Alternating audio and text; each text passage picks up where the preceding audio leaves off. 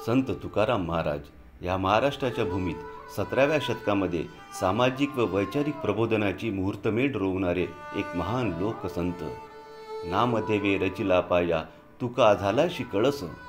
वास्तववादी, निर्भीड, समाजातील विकृती व दांभिकपणावर रोखठोक प्रहार करून या वारकरी संप्रदायाची अखंड परंपरा जोपासणारे संत। नाचू कीर्तनाचे रंगी ज्ञानदीप लावू चकी। अंधश्रद्धाळू भोळ्या बाबड्या समाजामध्ये अभंग, कीर्तन, प्रवचन, गवळणी, ओव्या या माध्यमातून एक नवी भाषा, एक नवी दिशा, एक नवीन विचार आणि वैज्ञानिक दृष्टिकोन निर्माण करणारे संत।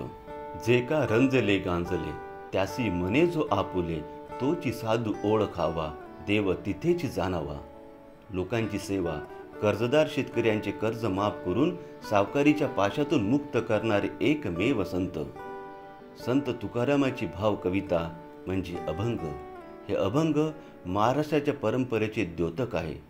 महाराजांची गाथा ही अखंड ज्ञानाचा स्रोत असून आजही जनसामान्यांच्या मुखामध्ये ती कायम आहे। बरे झाले देवा कुणबी झालो, नाही तर असतो दंभेची मेलो।